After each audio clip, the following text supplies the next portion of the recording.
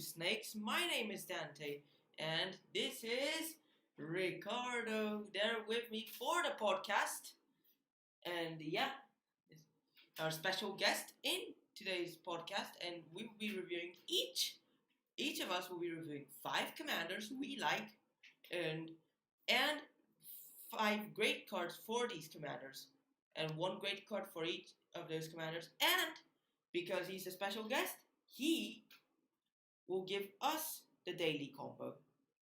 So yeah, let's just see his daily combo of the day. We have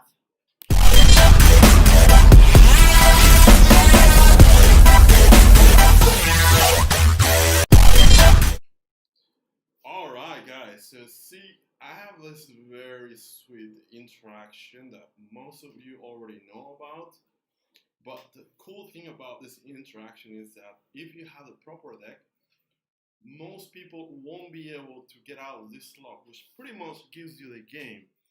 Which the combination is, as you can see on your screens, is Cryptic Command plus Mystic Sanctuary. Mystic Sanctuary says when it enters the battlefield, if you have another 3 islands, you can get an instant card from your graveyard and put it on top of your deck. So the cool interaction here is that you, in a game of Commander, you can go tap all your creatures and bounce permanent. So you go play that option, and then you bounce your Mystic Sanctuary, and then you replay it back in your turn, and then you repeat, and then you see your opponents really not liking this. So eventually you will take over the game, and they won't be able to interact with you just as well. So that's a great combo, and it's very easy to assemble. All it takes is a fetch land and a couple of islands out, and for you to have your Critical Command, which, to be honest, if you're playing blue, you're more likely to have these cards already in hand or in play to get the grind really going and see you people really in tears of desperation. Have you ever been under this lock, Dante? I've been under one lock against Byron in Modern, but yeah, there's some ways you can actually deal with that. If you drop hasty creatures, or if you just cast your non-creature spells, you can actually traverse that. So yeah, it's kind of like a lockdown loop, but not really an infinite combo. Yeah, but I can see they are really significant. Yeah. Especially Modern, it's really easy to put these two together. But yeah, it's quite a strong combination. It's easy enough to pull off in Commander, actually, with a proper deck, obviously. And what else do we have, Dante? Okay, let's review my number 5 card. We have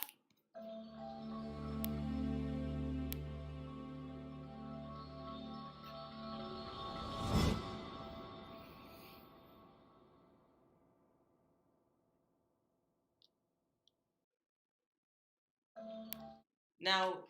There is this WrittenInStone deck, which I have seen. It's quite cool. It's a new Biobots promo, but I think this is still unreleased. And like the thing is that not only that, I can see it can make really cool decks. I once I get my hands on it, if I ever get my hands on it, I'm gonna build a deck on that.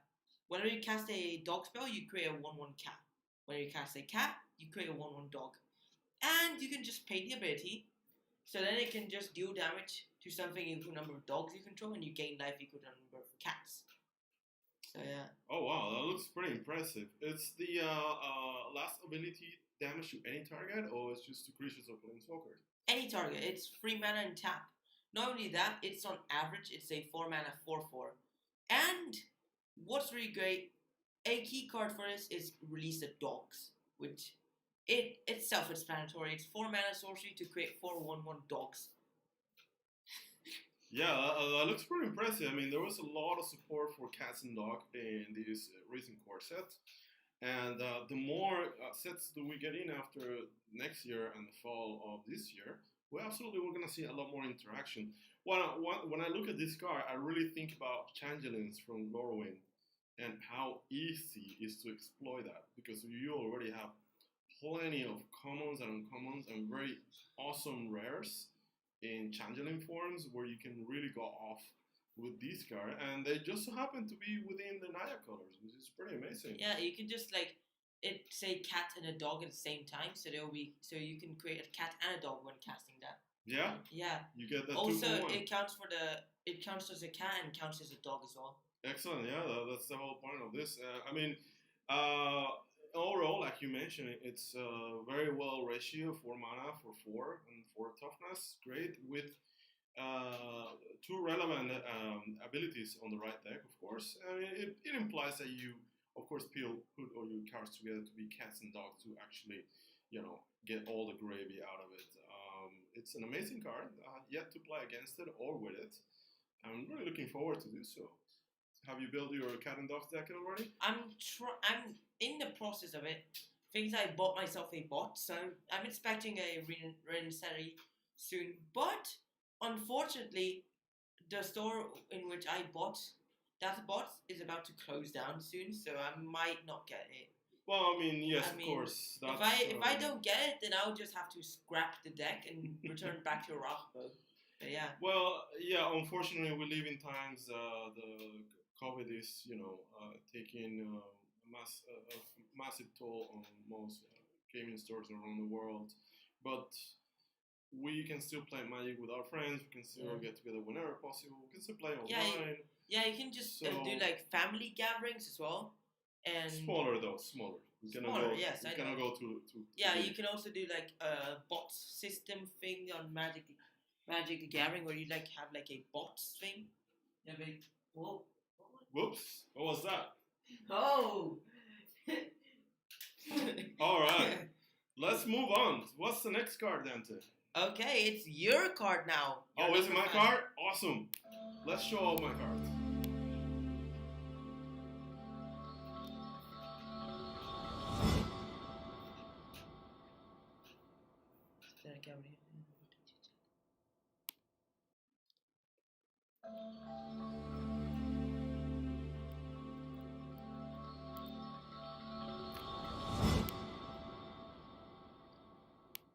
And all right, so here we go. As you can see on your screens, what I have here for you guys is possibly one of the easiest combination to go off on a commander game, and that's Asami, Lady of the Scrolls, and an enchantment from Exodus called Mind Over Matter. Now, Asami's ability says you tap an untapped wizard you control and you draw a card. Pretty easy, not too much. Mind Over Matter says you discard a card and then you can tap or untap target artifact or creature or a land. So right there, what you can have is an amazing interaction and what you could obviously call an infinite combo, where you just draw cards, discard a card with Mind Over Matter, and then repeat the ability with Lady of the Scrolls, and you pretty much go off from that point, and you obviously then win the game. In being on mono blue, you can do a lot of things. That you can go off with a storm card. You can go off with high tide. You can make your opponents draw the entire decks and killing them by milling them, or you can just cast one of the gigantic Eldrazi that are not banned in Commander. It's my number 5 favorite because it's the one combo that I did play when Commander was starting, so that's way before they reprinted cards like Asami. And at the time, I have friends where I would have access to cards with like Mind Over Matter, and then we tried a little bit, and it was a lot of fun. I haven't played this deck since 2012, so I'm sure there are some very cool new tools for it. But I mean, this combination of cards is very, very powerful. The only reason it's on my number 5 is that being monocolor makes it very vulnerable to other things that having a second color might help you to deal with. What do you think of this, Dante? Yeah, it's quite cool. That must have been a long time ago. I've only just started playing like 2016, right at the start. That's like 4 years ago. That's when I started playing. Nice. Yeah. Also, you can pair it with a Haunt Fight Tower deck, and like, if you play with a red as well, like, and you use a Haunt Fight Tower, you can actually get the insects out. Oh yes, of course. That's amazing too. Or even use it with the And you can even combo it with the Library of Length, so you get infinite insect, and not insects related to your library count. Oh, and you don't deck out, which is quite cool. Yeah, absolutely. And just as a side note, guys, in case you're wondering why we wearing shades during the night, it's just because every time you pull any of these combination of cards that we're going to be talking tonight, you really need to pull down your glasses. Yeah. And you're all like, I got you now. All right, let's move on. What do we have next, Dante? We have my number 4. It is...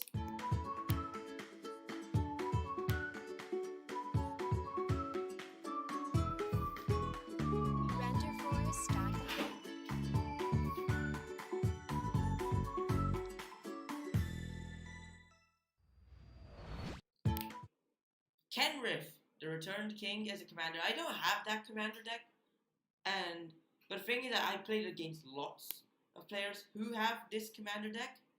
So yeah, and some were like group hug decks or just voting decks. Some were like night decks, but they had like the last stand in there, which I thought was just really great because like say 5 mana 5/5, where human noble with all the abilities there with the different colors, so it's a 5-color commander, and last stand because it's just game breaking for a 5-color deck.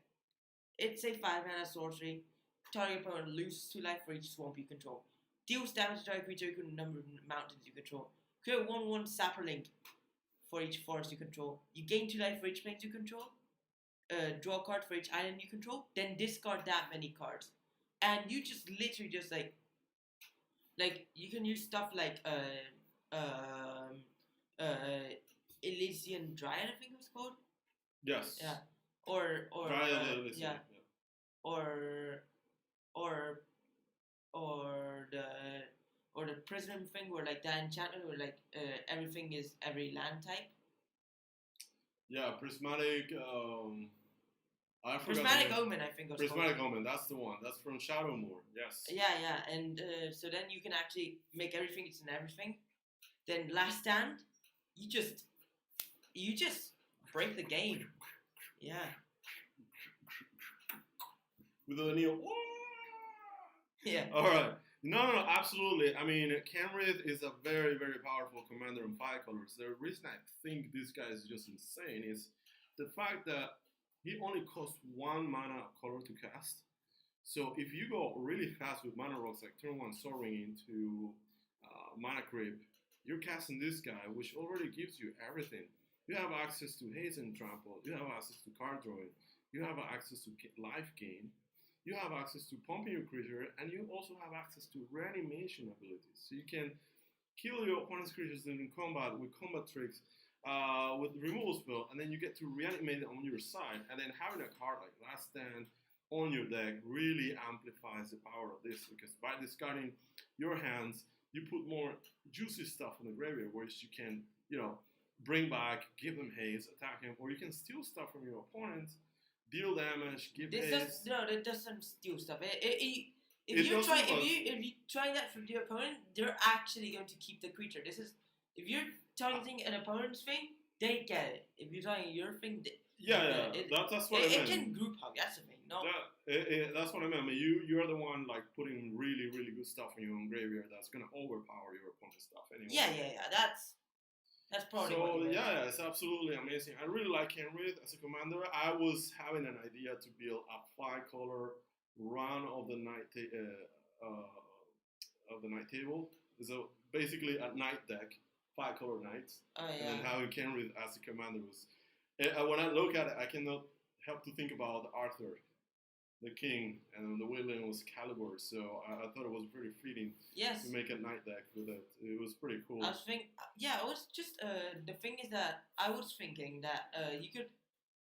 I wanted to get the pre-order for Valorant to get the 500 dirhams bots, so that I could get Kenrith and a collector's booster. So then I could build my Kenrith deck, but then I didn't. And I'm still just opening collector's boosters just because why not? Hopefully one day I get the non-foil Kenrith. Alright. Yeah. I see. And once I probably get it, I can just build a deck. because why not? Absolutely, absolutely. All Yeah, right. I try to build commander decks with Biobots promos, but lately everything's going to be legendary creature Biobots promo. So I think I can make lots of Biobots decks. So yeah. Yep, absolutely. Okay, let's move on. What's To next? your number 4. Oh, it's me again? Awesome. All right, let's talk about number 4.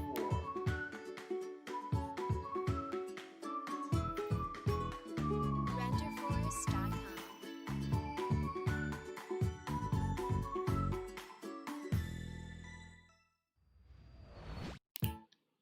All right, for my number 4, I put on Geth, Lord of the Vault. This is a card, a mythic rare that was printed first time on Scars of Mirrodin, and then it was printed again on supplementary commanders sets. Now, Geth, it's a 6 mana, 5/5 zombie legendary creature that has Intimidate, already pretty solid body. What makes this commander to me really awesome is that it has this amazing ability of paying X plus 1 black mana, and then one opponent mills X amount of cards, and then you get to return an artifact or a creature from their graveyard with commander mana cost X or less. And the combination that I feel is great with this guy is just very simple. Cowl Coffers. Cowl Coffers gives you an insane amount of fast mana if you play mono black. But obviously this says you can just combine it with Urborg Tome, yeah. Tomb of Dalmort, and then you can just go nuts with it. But in a deck where you have your central engine as Geth, this is gonna go off really fast, and then your opponents will have a really tough time dealing with it because a lot of the removal spots there are not many people in removal spots. So usually they're gonna play board wipes or something that exiles it, and you can steal so many things. You can even steal an Eldrazi Titan from it at instant speed. You can steal their mana rocks, which is just gonna put you ahead and ahead every time. Even if they kill it, you still have so much mana on your side that you can just replay it. And the recursion is going to be so massive that it won't matter what they do, you're always going to come up on top of it. So that's why I believe Geth is really, really strong.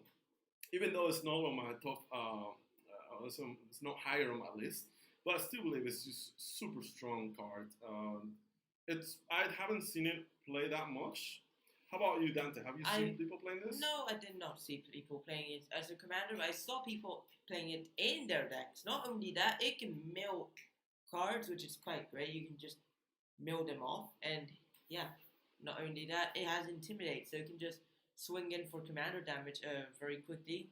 5 swings and turns out. You can even pump it. And yeah, because the thing is that you can just kill off all the non-black players. I mean, they'll have artifact creatures probably, but yeah, not everyone's going to be playing black. So yeah, you can just attack the ones who are not playing black, and then leave the black players for the last. Absolutely, absolutely. And like I said, it's just the fact that later on in the game you won't have to attack this guy anymore. It's just steal their best stuff. Off the Yeah, game, you can literally just steal off something that can win the game for you instead. Yeah. And so, it's a pretty strong card. People should try this. I mean, as not very popular, at least I haven't seen it too much around, but a proper build of this deck is gonna really, really take over soon around any commander group. All right, let's move on to the next one. My golden number 3. My golden number 3 is.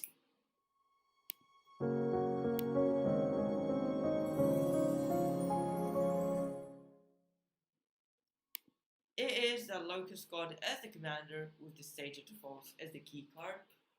So yeah, it is a 6 mana 4/4 legendary creature god, the Locust God. It's a flying.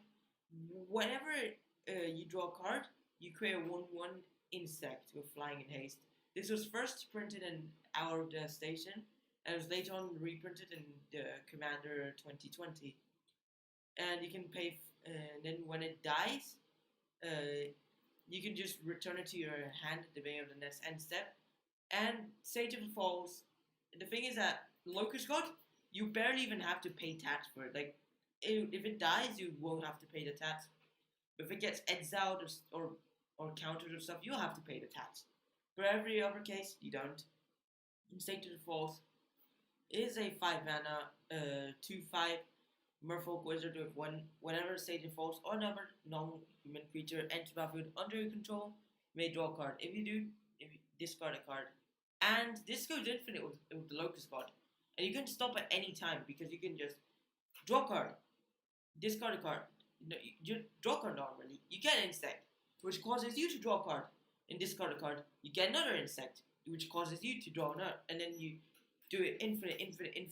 You can just draw. You can just get insects equal number of cards in your library, or if you combine it with Library of Length, you can even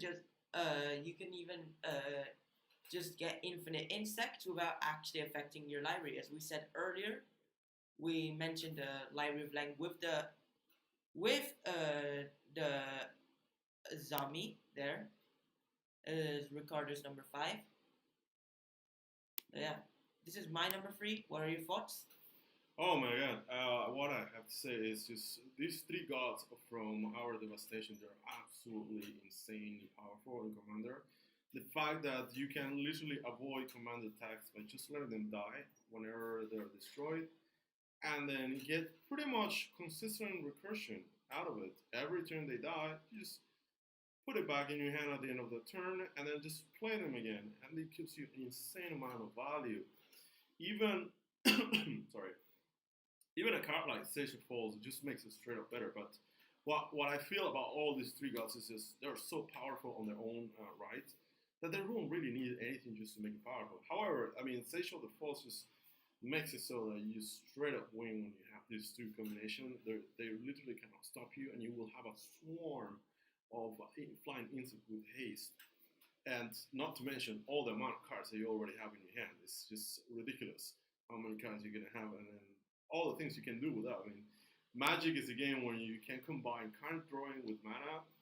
There is pretty much no way you can lose from that point. So yeah, it's a pretty strong combination. I really like it. So yeah, that's literally one of my favorite commanders. Like that's like literally my second favorite commander. Like, if some of those commanders are commanders I play and others are just commanders I have encountered in the past, let's just go in for Ricardo's golden number 3.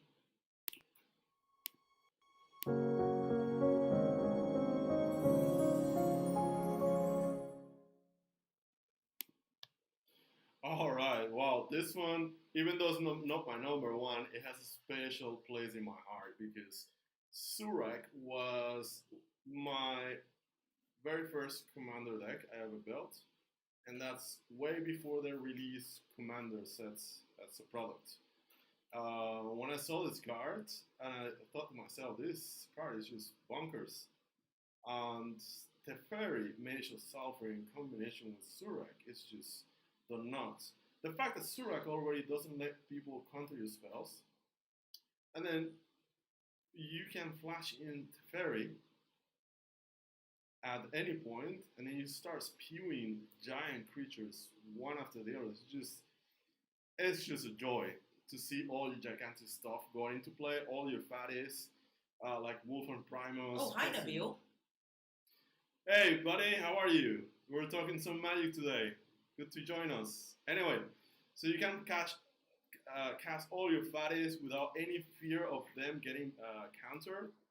And then, in top of that, they give them trample. It really is, Serac is really the type of creature, the type of commander, that gives you a really happy land for you to play all your fatties with no drawback. It's an amazing commander. You can do some really insane stuff. And then to really, really see him explode, you can combine it with Teferi, Mage of Sulfur.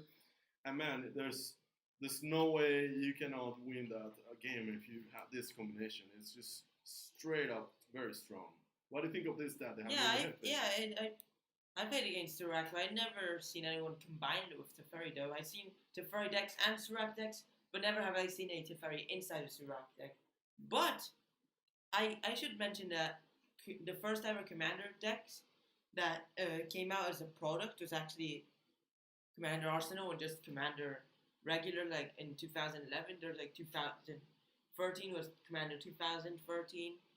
Commander 2014 also existed like around the same time as what's it called? Oh yeah, Cans of Tarkir. So yeah. It's just that at the time they came out, it wasn't at the same time. So when people were already playing Commander, this Commander special sets weren't out there yet. At least that's my experience. I don't know about other places, but where I used to play before, we already were playing and building all kinds of crazy Commander decks. This is the time where you could still play cards with like Primeval Titans in your deck. You could still play all kinds of cards that are today banned in Commander just because they're insanely powerful. So yeah, it was a completely different time, and just new releases of Commander sets just made the format a lot better. All right, man. So yeah, the thing is that so you're saying that the Primeval Titan was not banned.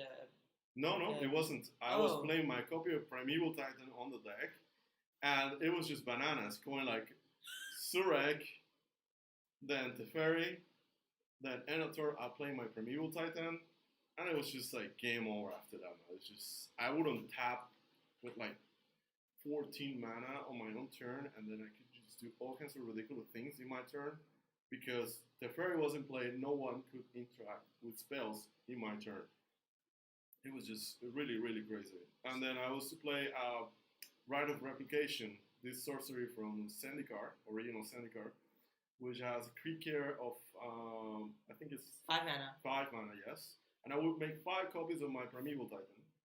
And then it was just downhill from there. It was just insane. I mean, I love Primeval Titan myself, but I'm glad that it's banned because it's just insane. If it's unchecked, the 2 things are going to happen. People are going to start killing it immediately, or people are going to start copying it. And then when you have, across the table, people having at least 1 Primeval Titan, it's just an insane game of Magic, even if you're not playing green. Something tells me that, I think from recent sets, like if you, mentioning the new release of M21, we could try adding that 5 mana sits in there that have like trample or attacks or blocks. You can like create beasts or gain life points. That's a very strong card. I haven't played that myself outside Magic Arena, but I've been very impressed with it.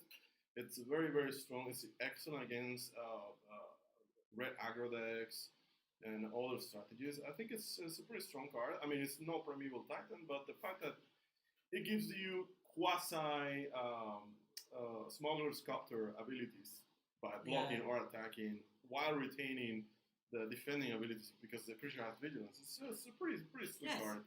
I also like the thing is that so you're telling me that if I buy a Frey Elise Commander deck, I will get Primeval Titan? No, those cards were not included on the first. In Commander 2014, you could get Titans. Like I got the. You could get Frost Titan, you could get Inferno Titan, but you could not get Primeval Titan. Oh, so it was just Sun Titan, Frost Titan, and Inferno Titan, but Primeval Titan and what's the Grave Titan, you couldn't get them, right? Not in those products. So Primeval Titan is the only one from that cycle that was never printed into any of those products for obvious reasons. Because shortly after, Primeval Titan was banned from Commander. It was just too strong. I know, and Grave Titan was not in Commander 2014. It was in 2000. Commander 2014. Yeah. It was.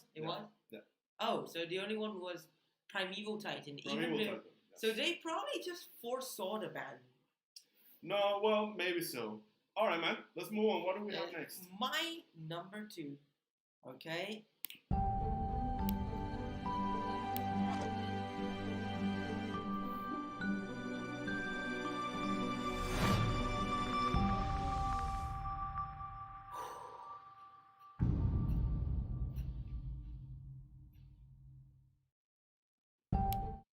It is a Marin of Clan Neotov with the Sakura Tribe Elder. Grave Titan. Oh yeah, it was in the Commander cycle. Yeah. So yeah, Marin of Clan Neotov is 4 mana, 3/4 legendary human shaman. Whenever no creature you control dies, you get an experience counter. Then we have your end step. You choose one of your creatures in the graveyard. If its CMC is just less than the number of experience then you have it comes to the battlefield. Otherwise, it goes to your hand. And Sakura Tribe Elder can just ramp you crazy as a 2-mana 1/1 Snake Shaman that you can sacrifice it, search your library for a basic land card, put onto battlefield tapped, then shuffle your library. So yeah, Marin of Clan Neotov is a Commander 2015 card. When experience was introduced, and Sakura Tribe Elder was from the Kamigawa block. Yeah. Yeah, man. This Marin is an extremely powerful card as a commander from the Commander 2015, if I'm not mistaken. This card is just nuts with recursion. And in combination with Sakura Tribe Elder, like you mentioned, I mean, it puts you ahead so very fast. It allows you to go from place of Sakura Tribe Elder into Sullen Simulacrons, and then you keep repeatedly doing this over and over, where you actually go over the curve really, really fast, and then you essentially get to play your deck for free. It's really, really powerful. One thing that a lot of players, especially newer players, don't really pay attention to is just constant recursion in a game of Commander. It's what really wins you the game. Not so much the fancy infinite combos that you can see out there every time. It's just a consistency of being able to produce a threat every turn and at the same time gaining card advantage. Man, there's very little you can do to stop this. Even if they sell your graveyard, you can still keep going and having all the mana available after doing Sakura Tribe Elders over and over and over. It's just, you can just take over. Even if I've seen people win through all kinds of graveyard hates by just playing Marin and then just playing that one creature they could not deal with because they already exhausted a lot of resources to get rid of your graveyard, and yet you're still able to come on top of it. It's just really powerful as a commander.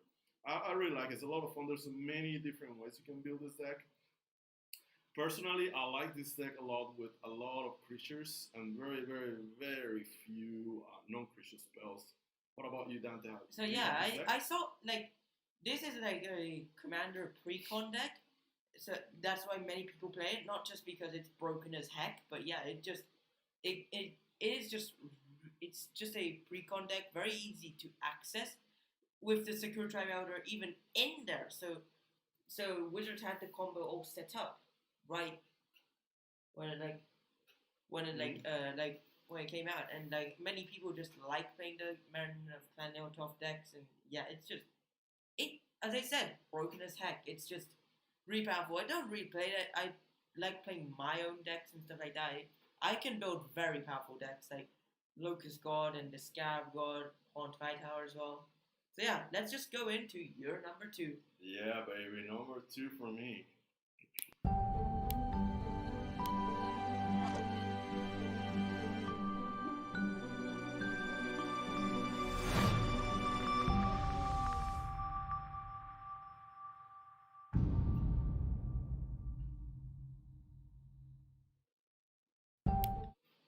Alright, man.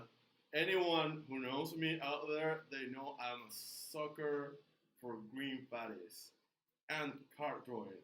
The Gidrot monster encapsulates those two things in one single card. For those of you who don't know what the Gidrot monster is or what it does, it's a 5 mana, 3 of any, 1 black, 1 green for a 6/6 Death Touch creature.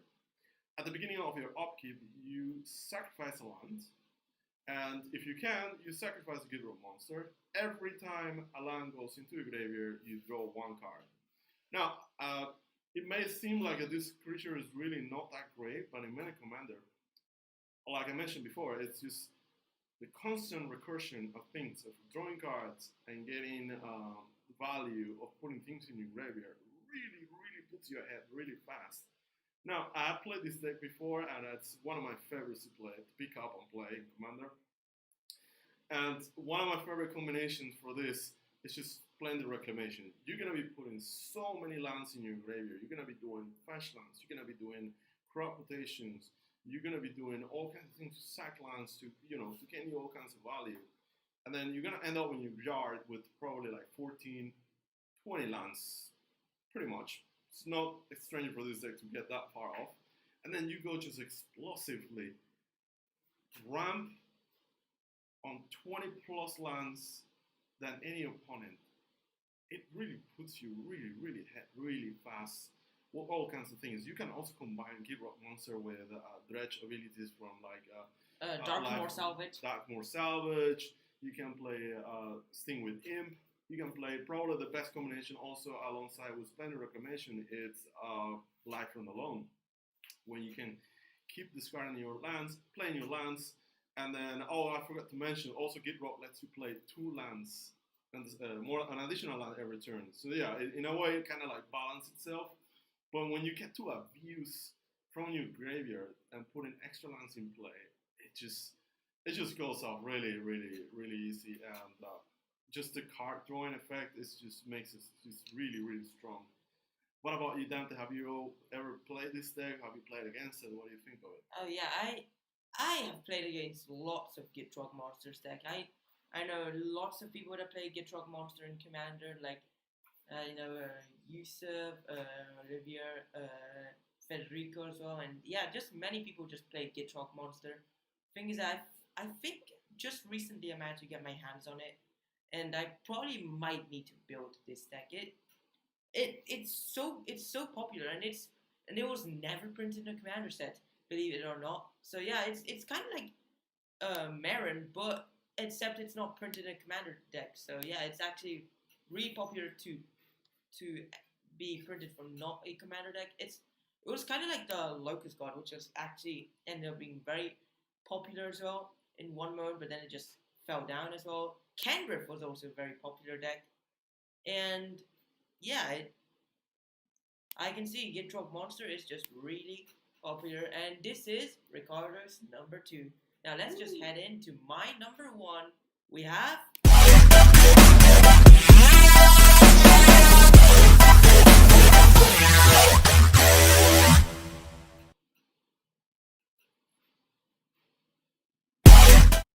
the Haunted Tower with the Mind Crank.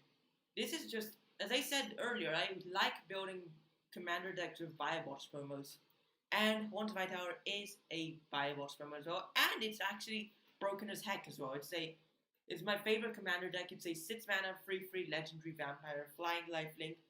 Whenever attacks, this defending player discards a card, and whenever a card will be put into an opponent's graveyard from anywhere, put +1 on counter it. And you can see there are so many there are lots of players in Commander, so they will be dropping lots of cards, and they're casting instants, milling themselves, discarding cards to whatever effect, or just discarding cards for end of turn, sacrificing stuff. And this means Haunted Tower will grow. And you can even amplify that with a Mind Crank. It's a 2 mana artifact. Whenever the opponent loses life, that player mills that much. Oh, not only that. The thing is that it can combo with the Haunted Tower, since it can just double itself by hitting someone. So you can like Haunted Tower, attack someone, they discard a card, it becomes 4/4, they take 4, they mill 4, turns into an 8/8. Then attack someone next turn, they discard a card, 9/9, take 9 damage, it becomes 18/18. Then attack someone, just like it becomes 19/19, they take it, and it becomes 38/38. Yeah, I play against this deck several times already, and every time I see this, I know it's not gonna be easy to deal with. It's just so easy to exploit that ability, and your choice of card to go along with it, it just perfectly matches it. It goes off really quickly, and having a gigantic beater with lifelink like this, it's really difficult to deal with. Because on top of that, on mono black, you have all kinds of disruption. You make your opponents discard. You can have a bunch of spot removals, selective board wipes. It's just really good, and you need to watch out for this thing, because it may seem like it's not much, but oh boy, trust me, look, just like Dante mentioned, this thing grows really fast, really quickly. Yeah, it's just broken as heck. As I mentioned earlier, you see it, you just have to run it. You just have to like kill it, or you die.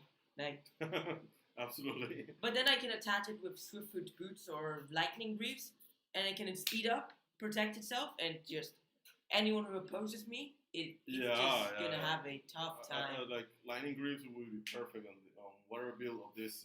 I believe it's a must. It's just a monstrous beater.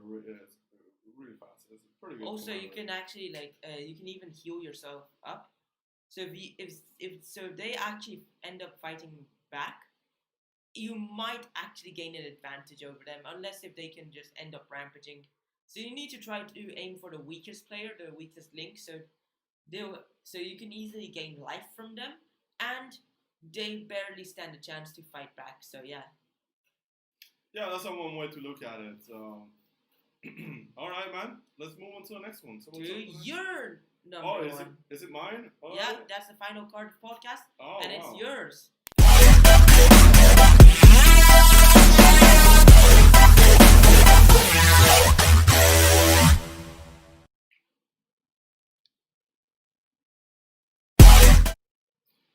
Well, yes. Again, another green card for me, but this one is my definitely number one pick as a commander build, is simply because it combines two of the best things that I feel in Magic, which is green and blue, and that also means I get to draw a lot of cards. And that's exactly what the Teyo does by doing something that comes really natural to the game, which is just playing your lands every turn. And guess what? You get one life, and you get to draw a card. Yeah. So landfall. Yeah, there you go. It's really simple. But then, of course, I love combining this. And I know this is not a big secret because it's pretty obvious, but I love combining the Teyo with Skate. It's just absolutely ridiculous. Yeah, it will just make you end up gaining a lot of life, drawing a lot of cards, and you'll end up with a lot of life, with a lot of cards in hand. Make sure you search for a Reliquary Tower, so you don't have to end up discarding cards.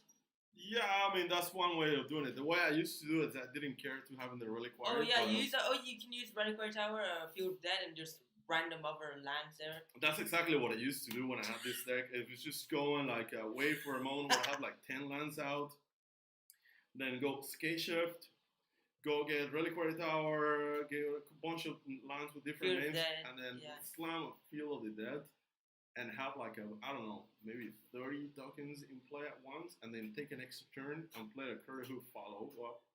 It was just crazy. I really love the Teyo, and it's really impressive to me that this is an uncommon from Dominaria. It's really, really strong card. I think it's the third time ever in the Magic history where you have legendary creatures not being on the rare slot. The first time was in Legends. Yeah, Legends. I think in Masters Edition they had common legends. There were common legendary creatures from the Masters Edition sets. I believe so. Yeah, Masters Edition 2 had common legendary creatures.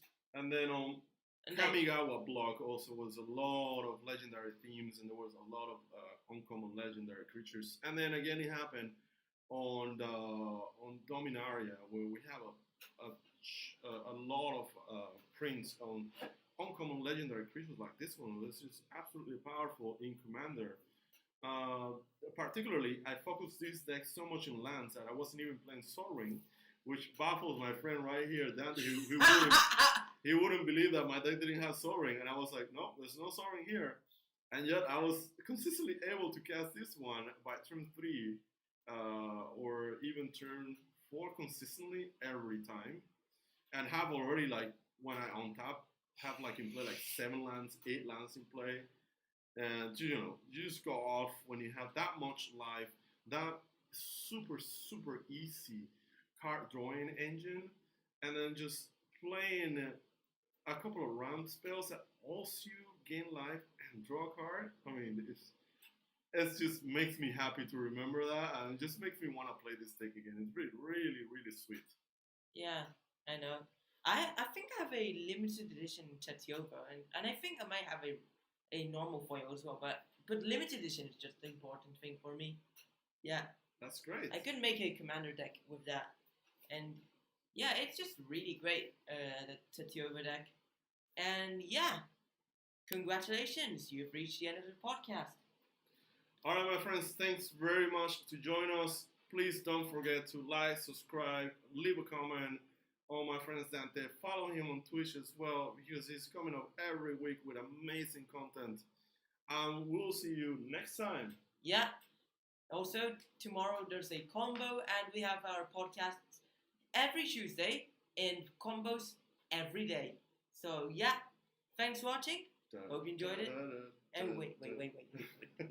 What? Yeah. Bye.